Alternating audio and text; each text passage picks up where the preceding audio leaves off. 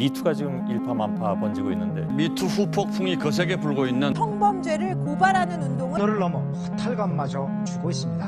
문화계 전반으로 확산된 미투는 종교 운동은 이렇게 사회 각계각층으로 번져나가고 있습니다. 교수가 학생들에게 성폭행 문화계 수사관에게 성폭행을 당했다고 미투 후폭풍이 거세게 불고 있는 대중 성범죄를 고발하는 운동은 미투 후폭풍이 거세게 불고 있는 방금 여러분들이 보신 화면들 어느 하나 낯설지 않으셨을 텐데요. 우리 사회는 현재 미투 운동으로 그 어느 때보다도 성범죄에 대한 관심이 고조된 상태입니다. 미국에서 시작된 미투 운동은 우리나라에선 서지현 검사의 폭로로 시작되었는데요. 잇따라 문화예술계에서 크고 작은 고백들이 이어졌고 그 불길은 법조계, 정치계, 체육계로까지 빠르게 번져나갔습니다. 하지만 미투 운동은 더 이상 유명 인사들만의 문제는 아닙니다.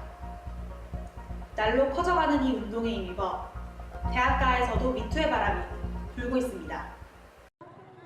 지난 3월 29일 이화여대에서는 대규모 행진 집회가 열렸습니다. 바로 성범죄 가해자로 지목된 교수에 대한 합당하고 신속한 처분을 요구하는 행동이었는데요. 사회에서 용기 있게 성폭력을 고발해 주신 분들 덕분에 이제 대학가에서도 활발하게 미투 운동이 일어나고 있는 것 같아요. 이화여대뿐 아니라 서울시립대, 성균관대, 동덕여대 등 수많은 대학들에서 미투의 목소리가 하나둘씩 터져나오고 있습니다. 잇따라 이들의 목소리를 지지하는 대학생 단체들 또한 생겨나고 있는데요. 38대학생 공동행동, 전국대학 학생회 네트워크 준비위원회 등 여러 단체들이 대학 내 성범죄 근절을 위해 다양한 활동을 하고 있습니다. 이렇게 대학생들 역시도 하나둘씩 용기를 내고 있는데요. 그렇다면 그들은 왜 지금까지 침묵할 수밖에 없었을까요? 지난 2월 유엔 여성차별철폐위원회 회의에서 여성 권리가 보장되지 않고 있다며 한국은 호된 비판을 받았습니다. 2012년부터 2016년까지 직장에서 발생한 성희롱 사건 2,109건 가운데 단 9건만 기소로 이어졌다며 강한 비판을 받았는데요. 우리나라 성범죄의 기소율을 살펴보니 2012년 43.9%를 기록했고 2013년 이후 지속적으로 하락하다 2016년 상반기에는 34.5%로 최저치를 경신했습니다. 물론 피해자와의 합의로 기소유예 처분을 받는 경우와 정말 혐의가 없어 무혐의 처분을 받는 경우 등도 존재하지만 문제가 되는 것은 실제 성범죄가 발생했음에도 혐의를 인정받지 못하는 경우입니다. 우선 성범죄 특성상 증거 불충분으로 무혐의 처분을 받는 경우가 적지 않습니다. 강간죄의 엄격한 성립 기준 또한 낮은 기소율의 이유가 되는데요. 현행형법 및 성폭력 범죄의 처벌 등에 관한 특례법에 따르면 강간을 폭행 협박에 의한 강제적 성관계로 규정하고 있습니다. 법원은 이 폭행 및 협박을 첫째, 가해자가 심각한 수준의 폭행 협박을 했거나 둘째, 피해자가 강하게 저항하거나 도망친 경우 등으로 한정했습니다. 또 절반가량의 사건은 피해자가 단순히 거절 의사만 표시했다는 이유로 처벌되지 않았는데요. 반면 외국의 사례를 살펴보니 미국과 독일에서는 단호한 거절 의사를 밝힌 것만으로도 강간죄가 성립되는 것을 확인할 수 있었습니다. 이러한 법에 저항 대신 동의를 성립 기준으로 요구하는 목소리가 높아지고 있지만 이에 대해 정부 측은 섣부르게 개정하기가 어렵다는 입장입니다. 피해자들이 용기를 내 피해 사실을 고발하더라도 처벌까지 이르기에는 어려운 현실입니다. 피해자들이 무고죄 명예훼손으로 고소를 당하는 경우도 있다고 들었는데요. 정말 저희 그 상담 현장에서 보면 너무나 요즘 그 무고나 명예훼손으로 역고소를 당하는 것이 많이 체감이 되거든요. 우리나라 형법 307조 사실적시 명예훼손죄에 따르면 사실을 적시하더라도 상대방의 명예를 훼손할 경우 처벌을 받을 수 있습니다. 미투 운동이 고조되면서 많은 이들이 이 법에 의문을 제기했고 청와대 국민청원 게시판에는 사실적시 명예훼손죄 폐지를 주장하는 청원글이 한 달 내 4만 3천여 명의 동의를 얻기도 했습니다. 이에 대해 정부는 위법성 조각 사유를 적극 활용하겠다며 패지치 않겠다는 입장입니다. 지금 현재 현행법이 그 사실을 적시한 경우에 그게 명예훼손이 된다 하더라도 그게 어떤 공공의 이익을 위해서 그 명예훼손을 한 경우에는 처벌하지 않도록 돼 있단 말이에요. 그게 아니라 일반적인 경우들 있지 않습니까? 예를 들어서 뭐 가해자도 그렇고 피해자도 그렇고 그냥 일반인들 그런 분들 같은 경우에 뭐 예를 들어서 언론에다 그거를 기자한테 제보를 했다라든지 뉴스가 나올 수는 있죠. 근데 과연 그게 이제 공공의 이익을 위한 게 맞느냐라는 잣대는 분명히 더 엄격해질 거예요. 이러한 법률적 환경들만이 피해자들을 침묵하게 한 것일까요? 오히려 그보다 더 큰 걸림돌은 다른 곳에 있었습니다. 미투 운동의 대다수의 사례들에서 확인할 수 있듯 피해자들은 가해자와의 권력관계 하에서 침묵해야 했습니다. 대학생 피해자들의 경우에도 대부분의 피해자들이 교수와의 권력관계 때문에 침묵할 수밖에 없었음을 확인할 수 있었는데요. 가해자는 일단 처벌을 받고 격리가 되잖아요.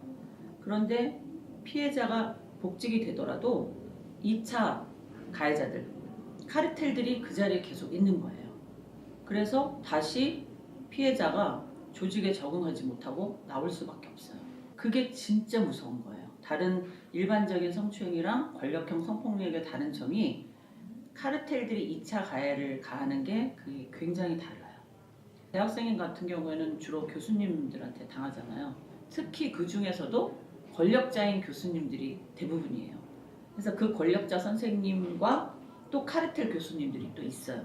그래서 대부분은 그 학교 재단에서 그 선생님을 처리를 잘 못하는 경우가 있어요. 그래서 징계가 굉장히 약해요.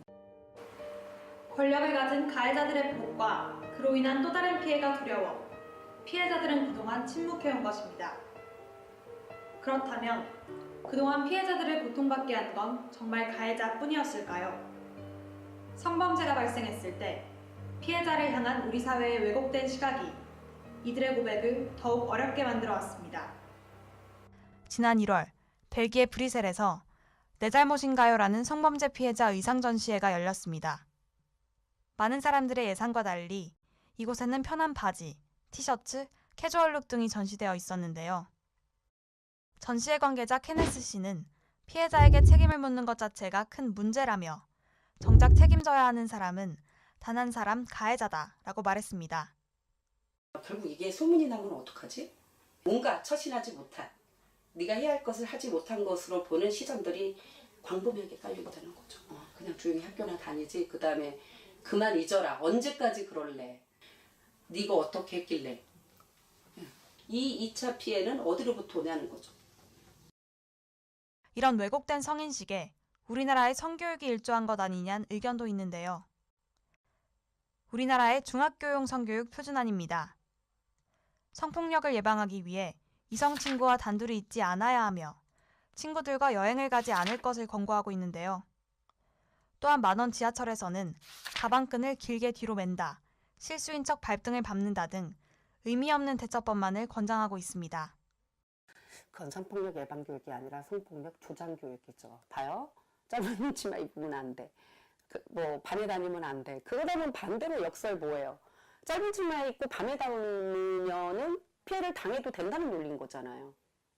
그러면 넌 당해도 싸가 이미 내재되어 있는 거죠. 그게 가해자 논리죠. 하지만 미투 운동이 크게 번져나가며 우리 사회 전반에서 다양한 변화의 움직임들이 보이고 있습니다. 우선 의도치 않게 피해자들에게 고통을 가해왔을지도 모르는 대중들이 위드유 운동으로 이들을 적극 지지하고 있습니다. 또한 정부에서도 여러 정책들을 제시하고 있는데요. 먼저 성폭력 범죄 처벌을 상향 조정하고 공소시효 역시 연장하는 정책을 적극 검토하고 있습니다. 더불어 피해자의 권익 보호를 위해 민형사상 무료 법률 지원을 강화하겠다고 밝혔습니다. 미투 운동으로 시작된 크고 작은 움직임들은 분명 우리 사회에 변화를 가져왔습니다. 하지만 미투 운동 역시도 사회적 현상이기에 그 취지와 본질이 변질될 수도 언젠가는 사람들의 관심을 잃게 될 수도 있습니다. 미투가 지나간 후에도 피해자들이 침묵하지 않는 사회가 되려면 그 사회는 어떤 모습이어야 할까요? 이제 성범죄자들은 나라에서 관리를 하도록 돼 있어요. 지금 법이. 그러면 1년에 한 번씩 경찰서 가서 이제 신고를 하고 오셔야 되고 사진을 찍고 오셔야 돼요. 신상정보 등록제도 있다라는 거 아직도 모르는 분들 굉장히 많을 거예요. 지금 미투 운동 나와도 신상정보 등록제도는 별로 안 나오는 것 같더라고요.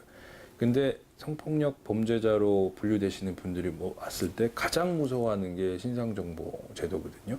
그게 많이 조금 홍보가 되고 사람들이 많이 알게 되면 그럼 제가 봤을 때는 범죄율은 훨씬 많이 줄 것 같아요. 미투 운동 하는 것보다는 더 많이 줄 수 있을 것 같거든요. 법정에서 판결이 나기 전까지는 피해자 입장에서 지지를 해주고 그다음에 미투를 결심한 사람들은 사회운동을 하겠다고 나선 사람들이에요.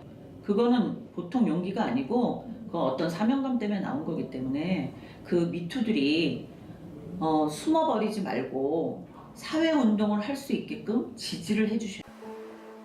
더 이상 피해자가 침묵하지 않는 사회, 자유롭게 피해 사실을 고발할 수 있는 사회, 궁극적으로는 성범죄가 발생하지 않는 사회가 오기 위해선 단순히 미투, 미도율을 외치는 것으로는 부족합니다. 피해자, 가해자, 더 나아가 대중의 인식까지 이 모두를 바꾸는 근본적인 변화를 위해 사회 각계각층의 깊이 있는 노력이 절실해 보입니다.